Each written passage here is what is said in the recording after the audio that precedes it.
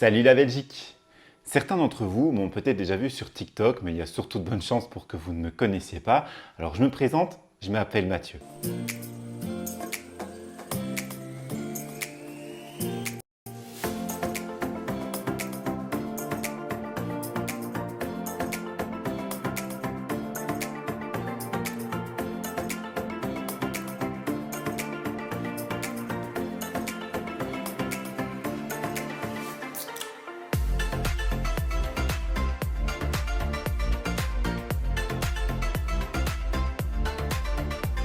Je vous souhaite la bienvenue sur ma chaîne sur laquelle on parlera essentiellement de politique. C'est un sujet qui, n'ayons pas peur des mots, peut paraître chiant, je le sais bien, mais que je me lance comme défi de vous rendre simple, facile à comprendre et agréable à regarder. La Belgique, au niveau politique, c'est un joyeux bordel, avec ses trois régions, la région flamande, la région de Bruxelles-Capitale et la région wallonne, avec ses trois communautés, la communauté germanophone, la Fédération Wallonie-Bruxelles et la communauté flamande. Et ces 6 gouvernements pour gérer tout ça, forcément on peut vite s'y perdre et ne plus rien y comprendre. Au passage, si t'es arrivé jusque là, c'est que mon contenu peut t'intéresser, alors n'oublie pas de commenter, liker et surtout t'abonner. Et pour cette première vidéo, je te propose simplement de voir de quoi est constituée la Belgique, qui est donc une monarchie constitutionnelle fédérale.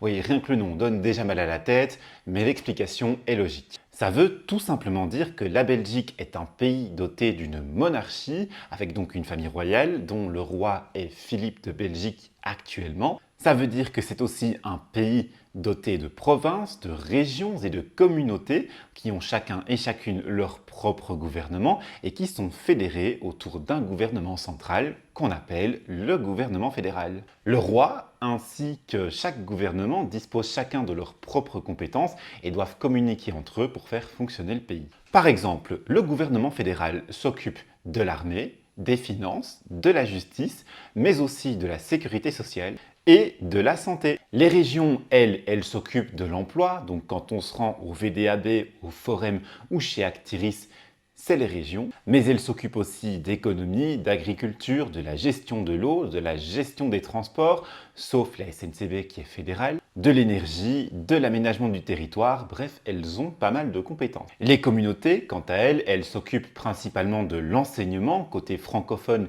les étudiants connaissent certainement le décret paysage, eh bien c'est de là qu'il vient. Elles s'occupent aussi de la culture et de tout ce qui concerne l'aide aux personnes. Le roi, quant à lui, il a un rôle essentiellement protocolaire de nos jours. C'est lui le chef de l'État, donc il représente la Belgique, il reçoit les autres chefs d'État et se déplace, fait des visites diplomatiques, des dîners d'État, etc.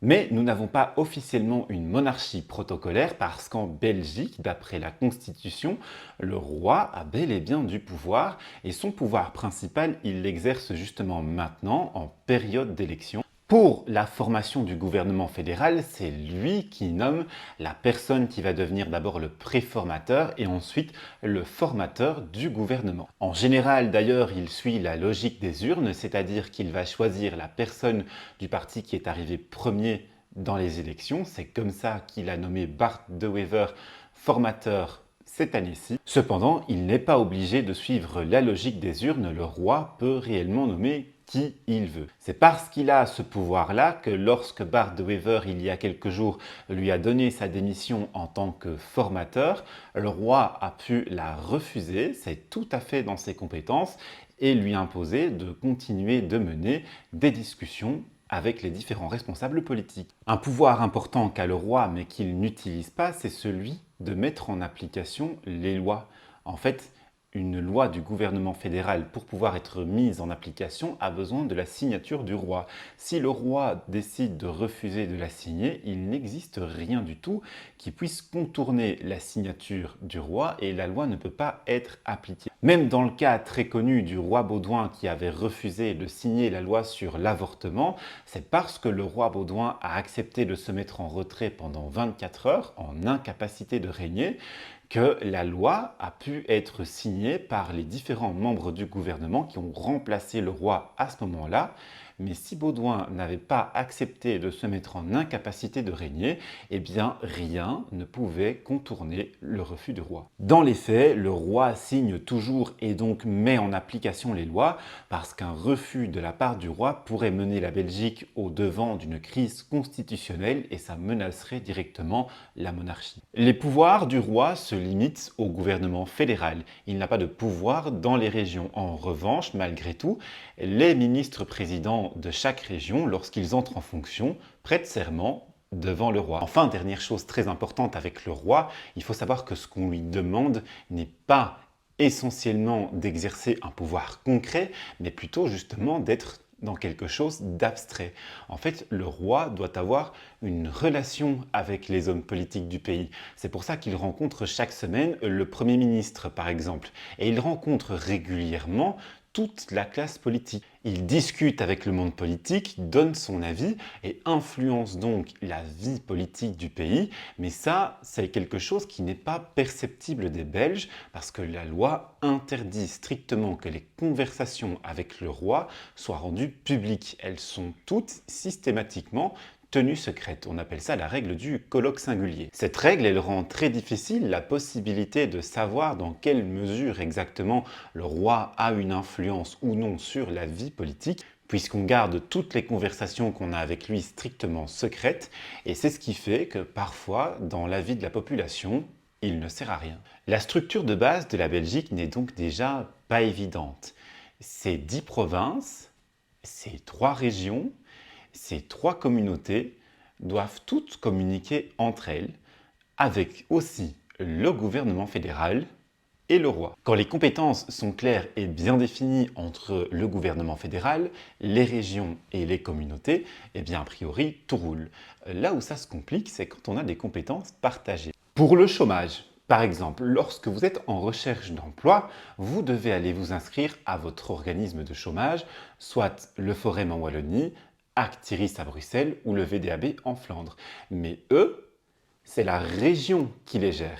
Ils sont compétents dans tout ce qui va concerner votre recherche d'emploi, c'est-à-dire le fait de vous proposer de nouvelles formations, le fait de vous accompagner dans votre recherche d'emploi, de vous contrôler, mais celui qui vous paye, eh bien, c'est l'État fédéral. Et c'est pour ça que pour recevoir votre paiement, vous allez vous adresser plutôt à votre syndicat ou à un autre organisme de paiement. Et puis il y a d'autres compétences comme la santé où ça devient encore plus fou. On a eu en Belgique jusqu'à 9 ministres de la santé. Et ça c'est parce qu'en fait, chaque gouvernement est compétent en matière de santé. On nous a donc mis un ministre de la santé fédérale, 3 ministres pour les régions, 3 ministres pour les communautés, et on nous a rajouté à ça, encore en plus, la COCOF et la COCOM qui agissent toutes les deux à Bruxelles, qui avaient chacun aussi leur ministre de la Santé. Heureusement, depuis, on a diminué le nombre de ministres de la Santé, mais ça vous montre clairement le micmac, la soupe politique à la belge dans laquelle on peut se trouver chez nous. Par contre, en matière de partage de compétences, je t'ai pas encore parlé des provinces qui, elles, sont justement les championnes du partage des compétences, puisque l'ensemble des compétences qu'elles ont, eh bien, on les retrouve à d'autres niveaux de pouvoir, à la région ou aux communes aussi également. On les voit agir dans le sport, l'enseignement, l'aide aux personnes, etc. Et tout ça, tout ce qu'elles font, eh bien, d'autres niveaux de pouvoir le font aussi. Les provinces ont donc un rôle en Belgique totalement flou, difficile même pour moi à expliquer, mais ce qu'il faut comprendre essentiellement, c'est qu'en fait, elles sont placées sous l'autorité des régions et en général, elles font ce que les régions leur demandent de faire. Elles sont vues comme un intermédiaire un peu plus local entre la population et la région. Voilà donc un petit tour de la structure de l'État belge. J'espère t'avoir appris un ou deux trucs. Abonne-toi à ma chaîne. Tot ziens!